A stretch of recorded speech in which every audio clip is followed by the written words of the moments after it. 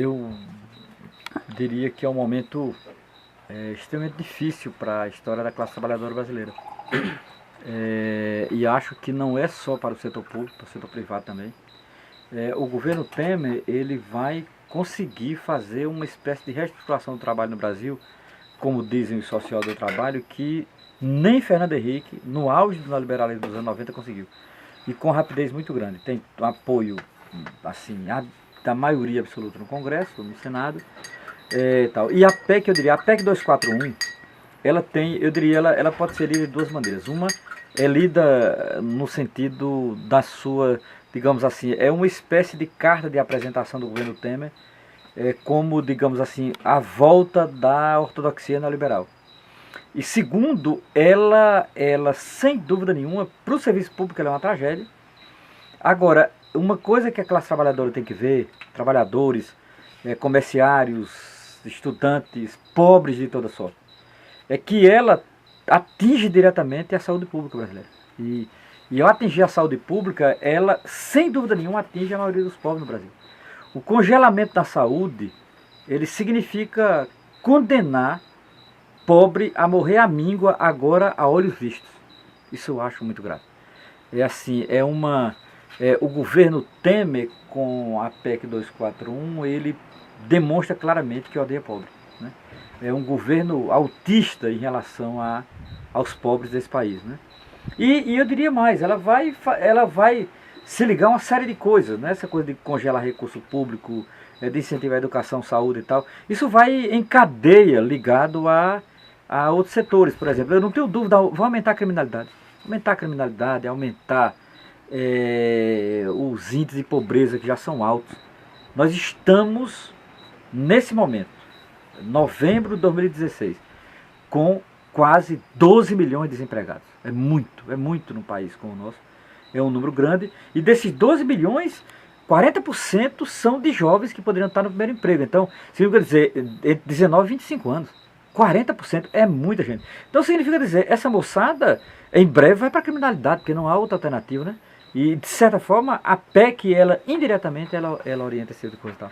Então eu acho uma pena que a classe trabalhadora não consiga reagir, porque a PEC era sim o motivo de uma greve geral.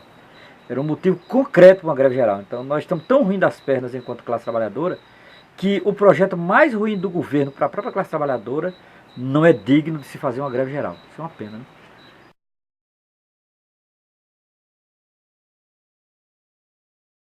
Eu fiz um levantamento logo quando acabou as eleições no domingo passado. E está claro, há uma clara onda conservadora no Brasil, e se explicitou claramente nas eleições. E nós estamos falando das eleições de capital. Você pensa no interior. Eu fiz um levantamento dos partidos, chamados partidos nanicos, que cresceram, são todos partidos de direita. Tá? Então, nesse sentido, houve uma derrota, mas uma derrota grande de todo o bloco da esquerda, nessas últimas eleições. E eu diria, essas eleições municipais, elas são indicativos de algo que pode ser muito pior em 2018. Então assim, a base para 2018 está montada, com vereadores e prefeitos, né? E quando eu falo 2018 é o presidente da República. Então assim, o PMDB continua sendo um grande partido, mesmo com toda a fisiologia. O PSDB voltou à tona, que eu achava que o PSDB ia acabar, e voltou à tona. Então assim, a crise das esquerdas no Brasil levou a essas coisas que eu acho que são monstruosas, entendeu? Você tem situação bizarra. Esse povo, por exemplo, um partido declaradamente de direita no Brasil é um chamado Partido Novo. Elegeu um vereador em Porto Alegre, elegeu um vereador no Rio, isso é uma coisa, né? Então assim, o momento é um momento de ascensão da direita, é um momento de crescimento numérico da direita, inclusive é um crescimento eleitoral. E nessa ótica aí, onde é que a esquerda falhou, Romero? O PT especificamente? Olha, ele falhou muito. O PT falhou muito mesmo. Por uma série de razões. Ao mesmo tempo, eu diria, o governo Lula, no seu primeiro mandato, foi um governo que em parte beneficiou a classe trabalhadora. Sabemos disso, a gente vai ver. Do Bolsa Família ao ProUni, né, houve um setor da classe trabalhadora beneficiado. Isso, de certa forma, favoreceu ao governo Lula ser tão bem avaliado. O governo Dilma não herdou tudo isso, né? E já herdou, inclusive, uma crise. Então, agora, no frigir dos ovos, no geral, eu diria, o governo os governos petistas, eles foram bons para o consumo. Consumo necessariamente não traz consciência. Consumo não traz consciência.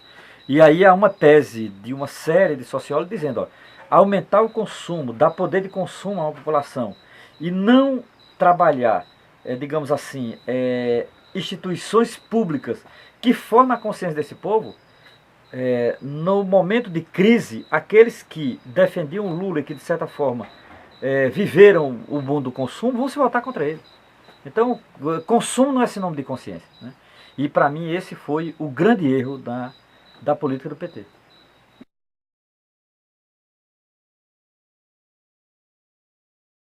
Se acentua, eles vão para cima com a polícia, não é à toa que o ministro da Educação disse que a coisa é colocar a polícia e o exército para garantir o Enem, então ele disse isso abertamente.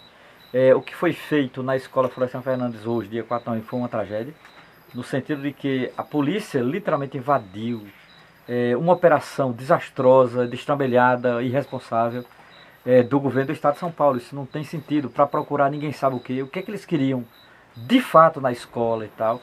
Florestan Fernandes, que é uma das maiores escolas de formação da América Latina. Eu dou aula lá na escola no chamado curso latino e me encontro com estudantes de vários lugares da América Latina e todos eles são unânimes dizer, é o maior espaço físico e político de formação de esquerda que tem na América Latina. Então eu acho uma coisa terrível e só nos coloca claramente a convicção de que foi um golpe. E agora, nós, de certa forma, o golpe está passando a fatura, né? E essa fatura, sem dúvida nenhuma, é pago com a repressão.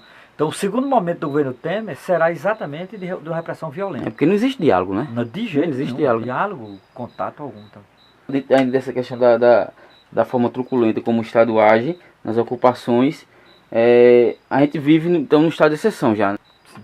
Eu acho que nós temos vários elementos de estado de exceção. Tem o livro do Jorge Agamben, Estado de Exceção, onde ele faz o roteiro do termo, né, e mostra principalmente a partir da modernidade como se gestou esse termo, né, que ele é conhecido como estado de exceção, e é uma, digamos assim, é quando há a suspensão, digamos assim, diante de uma tremenda crise, é concentrado todos os poderes no executivo, em particular no presidente da República, a ponto de ele não mais necessariamente cumprir e respeitar a Constituição. Significa dizer, você cria um Estado legal paralelo ao próprio Estado democrata e direito e tal. Isso é o que a gente chama de Estado de exceção. Só que é um Estado de exceção que está se tornando permanente, isso é que é grave. Então, no caso do Brasil, não é apenas um estado de exceção no sentido momentâneo, localizado, não. É um estado de exceção que está virando um estado permanente. Isso é uma tragédia. Então o uso da polícia, o uso da força, o uso da perseguição é muito forte e eles não medirão esforço de tirar adolescente de escola ocupada à base da força policial. Ele não terá. Eu não tenho mais dúvida que o governo Temer não terá nenhum prurido com isso. E se for preciso usará inclusive a Polícia Federal. Então é um momento dificílimo. E é um momento em que a palavra estado de exceção define muito bem o que nós estamos vivendo em relação a estarmos basicamente à margem da lei.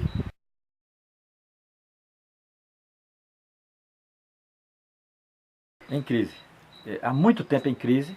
É um modelo sindical que ele se acomodou demais à própria estrutura, à burocracia sindical.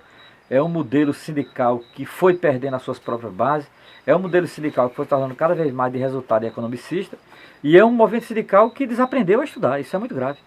Quando você desaprende a estudar, você desaprende inclusive as teorias do trabalho de base.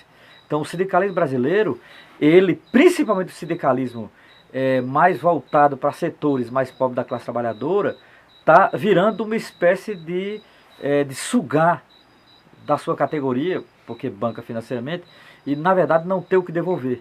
Então eu diria, o movimento sindical brasileiro, literalmente, ele está perdido. Então o sindicalismo também perdeu o seu trabalho de base, perdeu o contato com a sua categoria, ou mantém um contato muito distanciado e formal. Um contato que eu chamo de despolitizado. Isso então, dá com a nova tecnologia, né? Claro, aí sim, com a automação, o crescimento da automação, as demissões aumentam, eles ficam só com aquelas figuras especializadas. Então, eles mesmos descobriram um caminho para inviabilizar a greve no Brasil.